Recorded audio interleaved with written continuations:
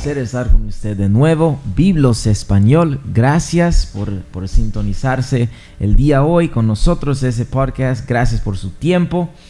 Y estamos aquí con nuestro hermano Lagunes. Hermano, muchísimas gracias por su tiempo, por tomando de su tiempo, de su horario de estar con nosotros hoy. Muchas gracias por la invitación, le agradezco y me siento honrado de estar con ustedes. Sí. Entonces vamos a hablar acerca de unas cosas, cómo usted llegó a la iglesia y también su vida como joven y también de su etapa, de compartirnos en qué etapa en su ministerio usted está ahora, en las cosas que usted está haciendo. Pero queremos preguntar y saber un poquito de su historia, de cómo usted llegó a la iglesia y la verdad. Muchas gracias por pedirme compartir esta etapa de mi vida tan especial cuando yo entré a la iglesia, porque obviamente un testimonio no lo podemos capturar en un episodio de un podcast en su plenitud. Sin embargo, estoy muy contento de poder compartir cómo yo encontré al Señor, o más bien cómo Él me encontró a mí. En el año 1998 yo emigré a los Estados Unidos. Mi madre y mi hermano mayor ya vivían en la ciudad de Tulsa, Oklahoma. Y nosotros, mi hermano de en medio y yo y un primo, vinimos a los Estados Unidos y llegamos, para ser exactos, el 30 de abril de 1998. Fue un año crucial porque aprendí muchas cosas nuevas. No sabía yo el idioma, nada. Wow. Nada. Nunca había trabajado. Tenía 15 años. Y la meta era ir a la escuela y vivir el sueño americano, pero después me encontré recogiendo basura en una construcción y trabajando en un restaurante de medio tiempo, y cuando probé el dinero ya no fui a la escuela. Allí terminó ese sueño. Sin embargo, tenía ganas de comerme al mundo. Quería aprender, quería conocer, comencé a conocer personas.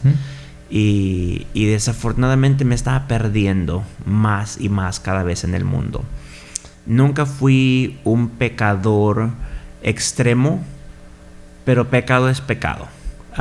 Nunca conocí el mundo de las drogas. Había una razón para eso.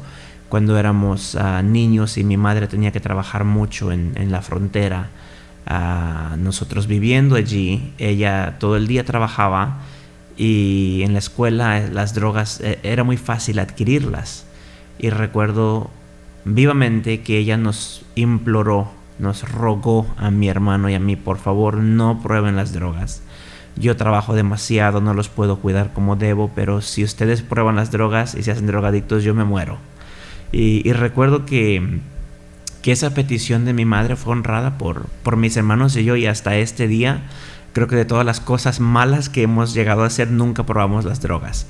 No es para excusar, obviamente, el pecado es pecado, como lo he dicho, y mudándonos a los Estados Unidos, pues nuestras vidas comenzaron a ir en decline en muchas áreas. Las necesidades ya no eran necesariamente las económicas, pero eran otras necesidades. Había mucha división en la familia, y recuerdo que había muchos problemas. Mi madre se regresó a México y mis hermanos y yo nos quedamos aquí en los Estados Unidos trabajando, y yo trabajaba literalmente, como decimos, como burro. Ganaba dinero, mandaba dinero a mi mamá para diferentes necesidades que había allá con mi abuela, arreglar la casa y muchas cosas. Viviendo en esta etapa, conocí a alguien que, para ser honesto, una persona non grata, una persona bastante desagradable en el trabajo. Era un joven que el momento que mi hermano y yo decidimos que esta persona era indeseable fue cuando estábamos, él y yo, mi hermano y yo, recogíamos la basura en una construcción, y Caminamos por todo, era un hotel en construcción, caminamos por todo el lugar recogiendo basura, pedazos de tabla roca o sheetrock, tornillos, Sí. en fin. Y este joven, era un joven, pasó por allí y mi hermano y yo estábamos en un pasillo y en lugar de decir con permiso o hacer algún tipo de ruido, literalmente nos aventó. Y por allá fuimos a dar mi hermano y yo. Entonces recuerdo haber dicho algunas palabras bastante desagradables para este joven en español, porque no me lo iba a entender, obviamente. Eso fue lo que yo pensé. Y pasó, y desde ese punto en adelante, cada vez que yo veía a esta persona me desagradaba, me arruinaba el momento. Pero más adelante, meses después, yo estaba trabajando en un área por la piscina de este hotel, recogiendo piedras. Estaban preparando para poner el concreto. Uh-huh. Y mientras yo estaba allí, este joven se llama Steve. Él es electricista y estaba colocando unas luces, instalando unas luces cerca del área de la piscina de este hotel. Y cuando yo pasé, yo lo vi y era como que no había nadie allí, ¿verdad? Porque me caía mal, me caía gordo, como decimos, y yo era una persona que no me agradaba. Y me dijo, ¿cómo estás, amigo? Y yo me quedé. Lo primero que se me vino a la mente, esta persona habla español, de seguro me entendió lo que yo le dije cuando mi hermano y yo lo insultamos, sí, a sus espaldas, y me va a dar una golpiza, porque pues también estaba mucho más grande que yo. Aunque no lo crean, yo era muy flaquito y mucho más bajito de estatura que este joven. Entonces le contesté, muy bien, ¿cómo estás tú? Y me dijo, más o menos. Mi siguiente pregunta fue, ¿hablas español bien? Y me dijo, no, un poco. Y dije yo, qué bueno. Pero este joven, yo le pregunté, ¿dónde aprendiste el español que sabes? Y él me dijo, en la iglesia. Y me sacudió. Yo me puse a pensar, es imposible que una persona como tú vaya a la iglesia. Uh-huh. A ese punto era también imposible que me estuviera dirigiendo la palabra después de haberse portado, porque el incidente del empujón fue solamente uno de tantos. Quizás no nos volvía a empujar, pero siempre nos movía las cosas o aventaba basura. No, uh-huh, no le importaba nada de los demás. Entonces me dijo que iba a una iglesia y yo me quedé asombrado. Y después me dijo, yo ya comenzaba a entender un poquito de inglés, y me dijo, ¿quieres venir a la iglesia? Y le dije que me gustaría ir a una iglesia, que no estaba seguro si quería ir a su iglesia de él, pero él me insistió y me pidió mi número telefónico. Yo se lo di porque también era muy limitada nuestra comunicación. Entonces él le dio ese número a un hermano de la iglesia que hablaba español, y este hermano me llamó por teléfono y me invitó a la iglesia. Fuimos a la iglesia a un culto que nunca se me va a olvidar. De hecho, era un culto bilingüe, juvenil. Y en el momento que yo entré a ese culto, yo sentí la presencia de Dios. Vi jóvenes de mi edad, sí, que estaban alabando a Dios, orando, llorando en la presencia de Dios. Y fue en ese punto que decidí y entendí, esto es lo que yo he estado buscando. ¿Y cuántos años tenía en esta etapa de su vida cuando eso pasó? Yo tenía 16 años. Ok. ¿Y todavía estaba en Tulsa? En Tulsa, Oklahoma. Ok. Uh-huh. Sí. Ok. Entonces, perdón, quería preguntar eso. Sí. Desde ese punto en adelante seguimos visitando la iglesia. Se acercaba la Navidad, entonces los jóvenes tenían un buen grupo de jóvenes, y no solamente digo buen en el sentido del tamaño, sino en el sentido de que los jóvenes eran muy acogedores. Te incluían en las cosas que hacían, las salidas a un restaurante, algún evento, un cumpleaños. De hecho, me llegaron a celebrar mi cumpleaños y fue algo muy especial para mí cuando ese tiempo llegó. Yo comencé a ir a la iglesia, recuerdo, en noviembre, y comencé a conocer un poquito de las cosas de Dios. Dios ya me había robado el corazón, pero había una gran lucha entre mi carne y lo que mi alma anhelaba, porque mi alma se sentía bien cuando yo iba a la iglesia, pero mi carne decía, pero no te puedes meter a la iglesia, eres demasiado joven, tienes que vivir la vida, tienes que disfrutar el mundo, y sentía como que estaba echando a perder la libertad que recién acababa de conocer. Entonces llegó a su fin esta lucha una noche en el altar, un 18 de abril del año 1999. Fue unos cuantos meses después de yo haber pisado la iglesia por primera vez. Y recuerdo que esa noche le dije a Dios, Dios, ya no quiero pelear, ya estoy cansado, mis peores temores son, si me bautizo y no soy fiel, me voy a ir al infierno. Pero igual si no me bautizo me voy a ir al infierno. Entonces voy a hacer lo que tú...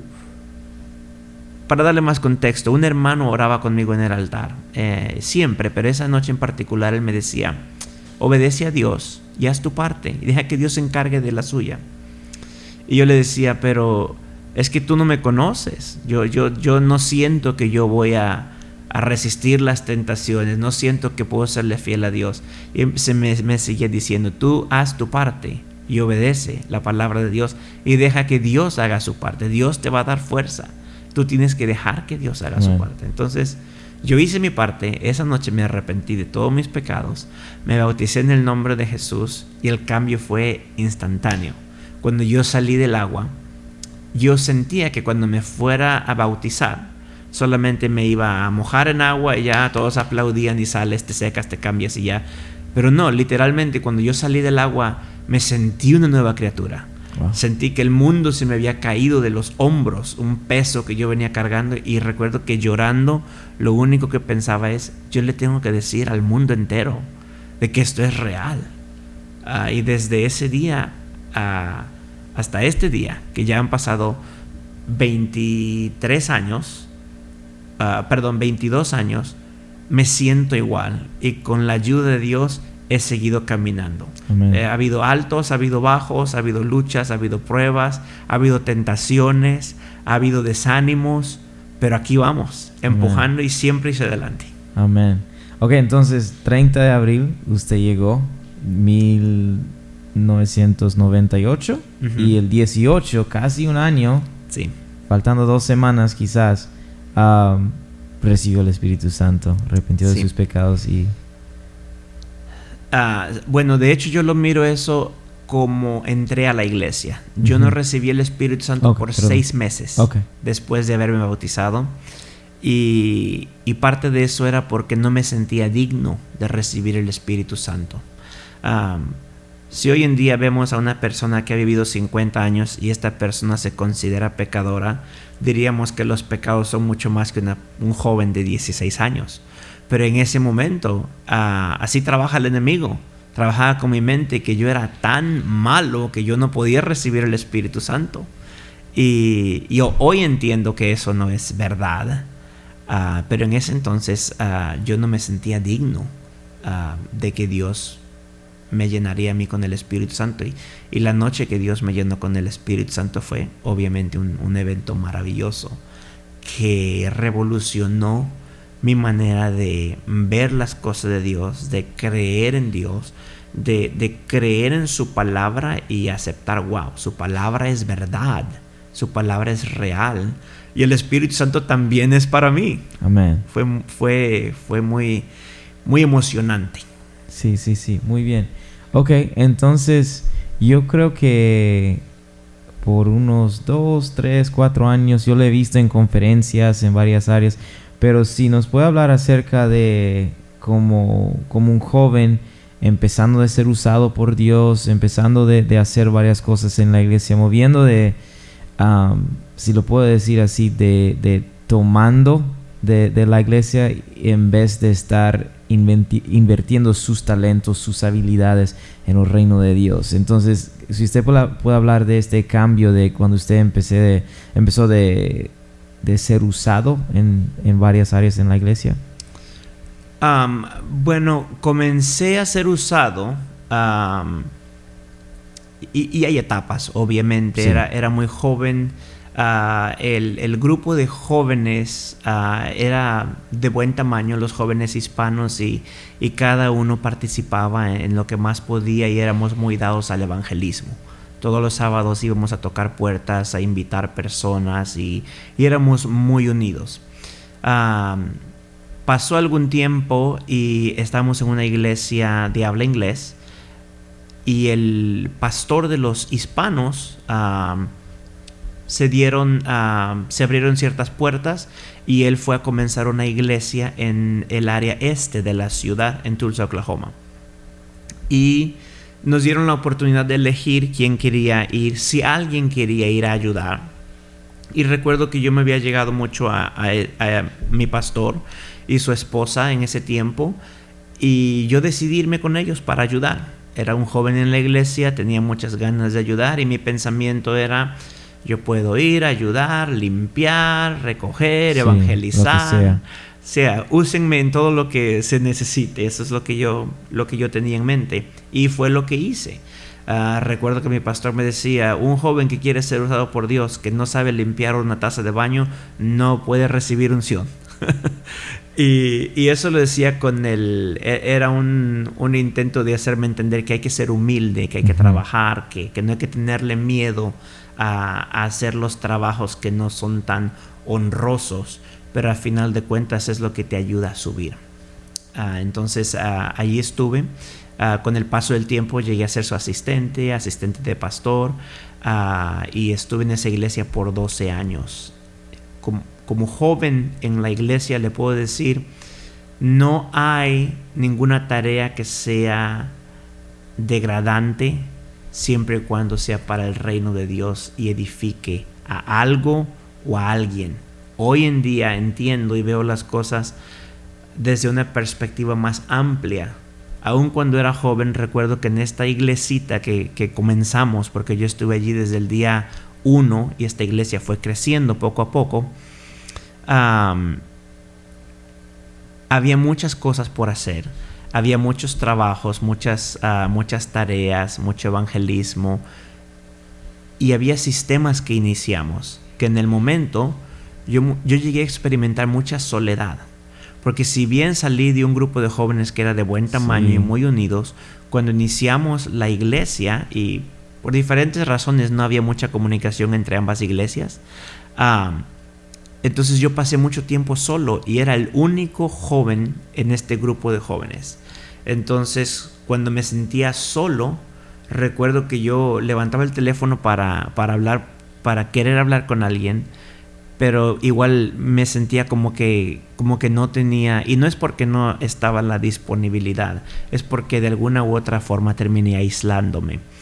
Pero esto me ayudó a pasar más tiempo con Dios. Amén. Y en lugar de andar corriendo con los jóvenes, no digo que esa es una recomendación que yo doy, estoy diciendo que así funcionó en mi vida. Y hoy he aprendido que en el ministerio hay muchos tiempos de soledad, que en realidad Dios los ha indicado de esta forma para nosotros pasar tiempo con Él.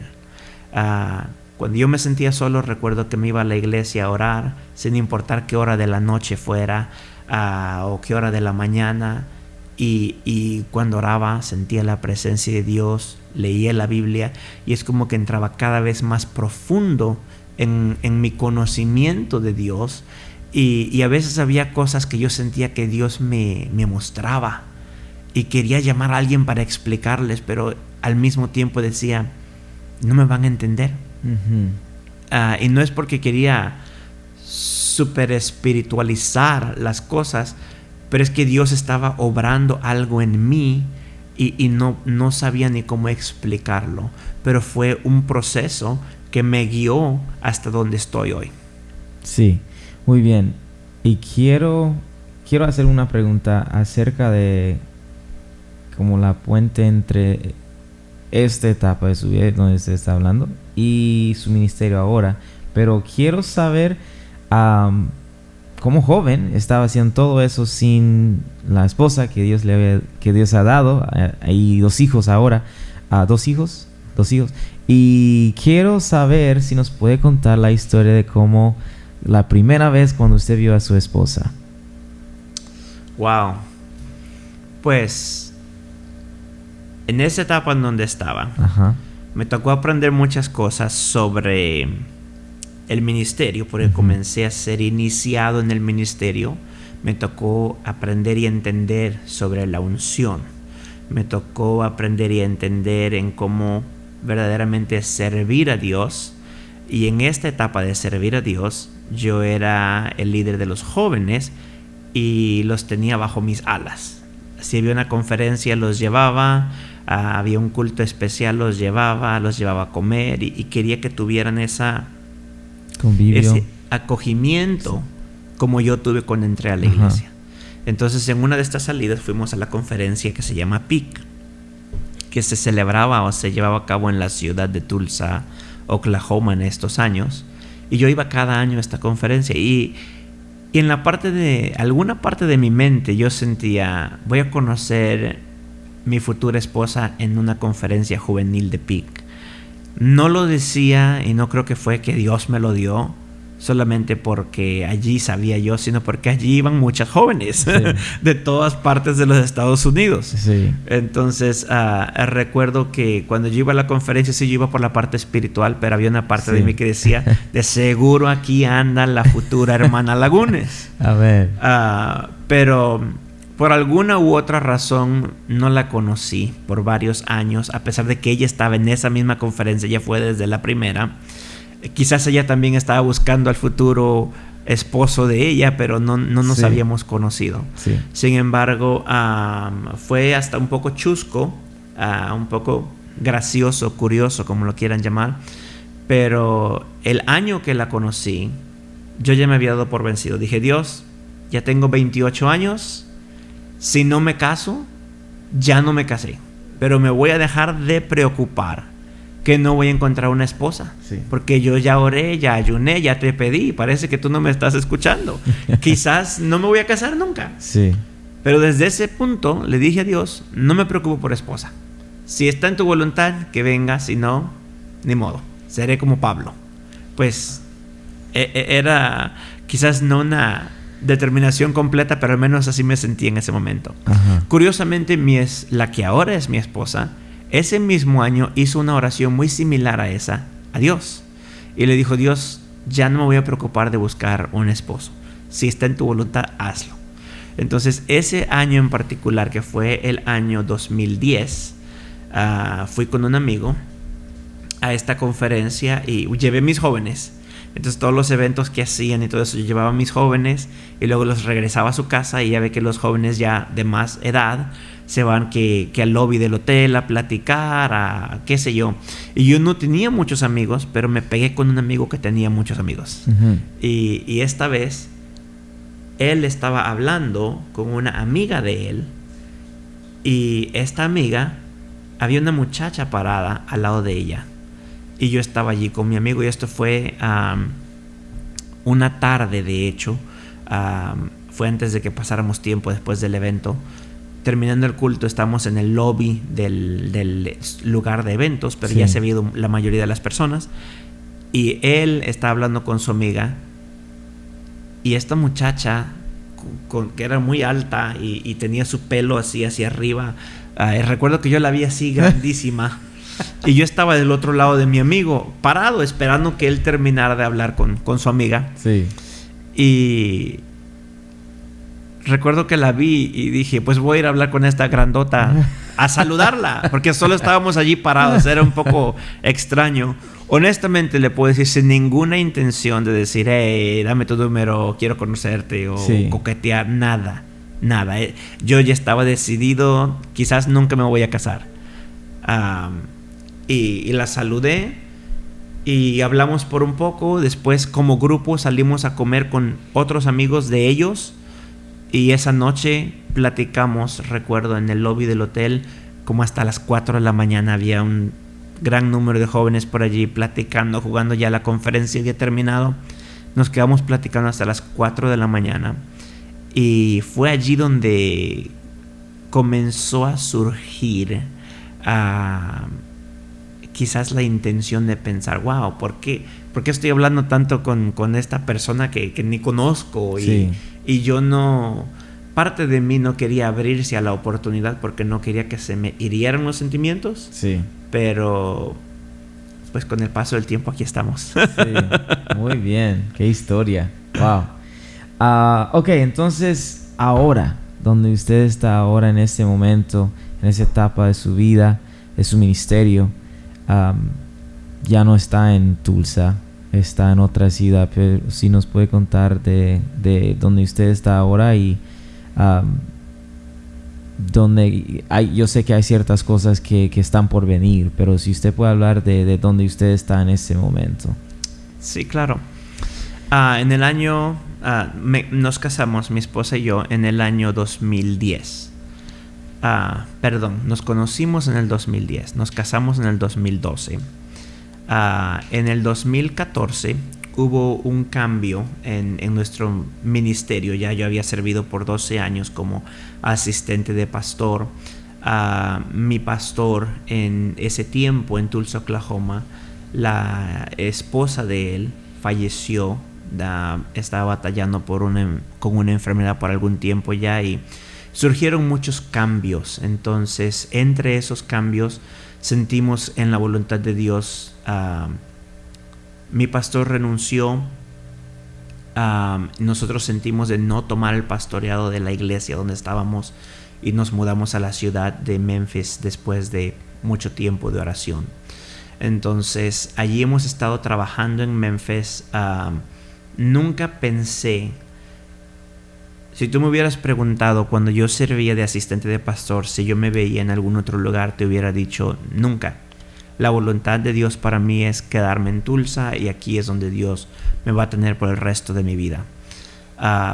Sin embargo, cuando comenzaron a darse todos estos cambios, por un momento me llegué a sentir perdido en el sentido, Dios, me estás desarraigando de todo lo que conozco, todo lo que es cómodo para mí, todo lo que es natural para mí, hasta este punto, y me estás llevando a lo desconocido, casi como un Abraham, salte de tu tierra, de tu parentela, a la tierra que yo te mostraré. Sí.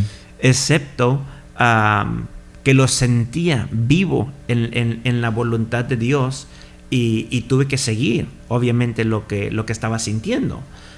Al llegar a Memphis, Dios comenzó a trabajar en mí. Por mucho tiempo, y yo no me di cuenta que por tanto tiempo de yo acoger a estos niños debajo de mis alas, trabajar con adultos, servir a mi pastor, servir a su esposa, servir en la iglesia, di y hubo ciertas áreas de mi vida, de mis necesidades espirituales que llegué a y que tuvieron un poco de neglect. Se me va la palabra en español. Pero entonces Dios comenzó a trabajar en mí cuando llegué a Memphis y comenzó a darme una visión más amplia. Y entre yo orar y buscar y recibir esto de Dios, Dios comenzó a abrir puertas para ir a ministrar a otros lugares y para servir de ejemplo a otros jóvenes, para ayudar y interesantemente, personas venían a mí a preguntarme, hermano Lagunes, te hemos visto lo que has pasado, lo que has hecho, a dónde estás, ¿cómo hacemos para ser como tú? Y yo pensaba, ¿pero qué he hecho yo? Yo no he hecho nada. ¿Quién soy yo? Uh-huh. Y conforme seguían preguntándome y me invitaban a predicar a lugares que yo nunca pensaba que iba a pisar a plataformas de iglesias que para mí eran grandes ejemplos, pero yo siempre pensaba es para otros predicadores que son muy elocuentes, que son muy ungidos. Y conforme Dios comenzó a abrir más puertas, comencé a entender, Dios me trajo hasta este lugar para un propósito. Amén. Entonces, lo mismo que yo pasé por la razón que no recibí el Espíritu Santo porque me sentía indigno de no poder recibir el poder de Dios, me estaba pasando en el ministerio. Yo no rechazaba las ofertas de ir a predicar a lugares, pero me sentía, ¿por qué yo? ¿Quién soy yo? Uh-huh. Eso es para verdaderos predicadores. Y Dios comenzó a trabajar en mí hasta el punto que yo dije, yo soy hijo de Dios, legado de Dios, linaje escogido, Amén. Real sacerdocio, nación santa. Soy un hijo de Dios. Voy a ir a proclamar las grandezas de su nombre a cualquier persona que me escuche.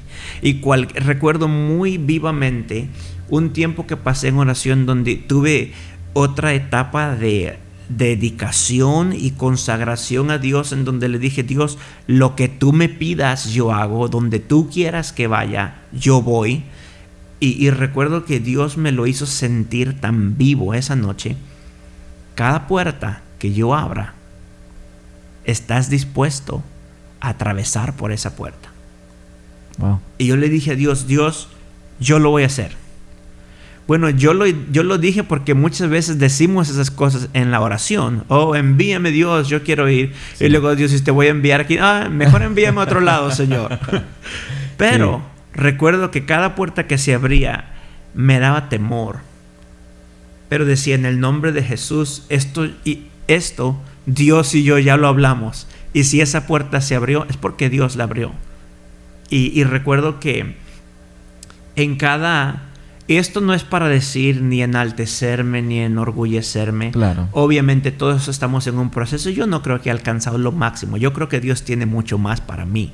Y eso es lo que yo proyecto a los demás. No se cansen de hacer lo bueno. Dios tiene más todavía. Pero en la etapa en donde estoy hoy en día, quiero más de Dios.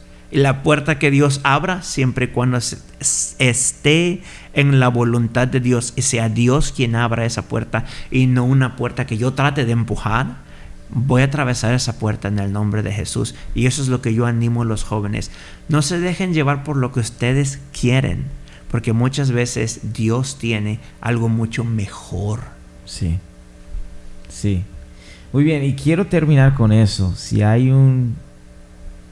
Quizás hay un joven de 15 años que recién llegó a los Estados Unidos, que está escuchando eso, o recién empezó a sentir un llamado o un deseo de hacer algo en el reino de Dios. Si usted puede hablar y darle un poquito de consejo, yo sé que nos ha dado mucho consejo a través de esta conversación, pero ciertas cosas que usted puede hablar o informar o inspirar a un joven en este momento. Pues nuevamente, gracias por la invitación. Para mí es un honor compartir esta porción de mi testimonio. Y ojalá que les sirva a alguien no hacer como yo, pero hacer cosas mucho más grandes. Nunca se sientan como que no pueden, aun cuando no puedan, porque quizás hoy no pueden. Pero mañana o pasado mañana o el mes que viene van a poder y van a vencer esa lucha.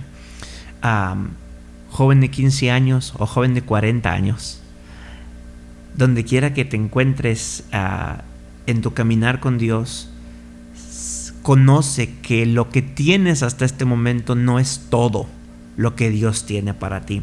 Y así te encuentres por los suelos, con la moral destruida, con muchos errores en tu vida, o quizás te encuentres en una posición donde el pecado ha hecho estragos en tu vida. Quiero recordarte que Dios es soberano y no hay dificultad, no hay pecado, no hay tentación, no hay error que uno haya cometido, no hay cosa que sea más grande que Dios. En el momento que tú exaltas eso y dices, Dios no puede usarme porque yo hice esto, Dios no puede usarme porque yo hice aquello, tú estás diciendo que eso o aquello, lo que sea que eso o aquello represente, es más grande que Dios. Y eso es la forma más pura de idolatría que podemos encontrar. Cuando esa tentación no te permite hacer lo que Dios quiere que hagas y tú crees, es que no puedo vencer esa tentación, estás diciendo, esta tentación es más grande que Dios, o este problema o ese error que cometí. Joven de 15 años o de 40 años, sigue adelante, y una cosa que no puedes perder es ser humilde.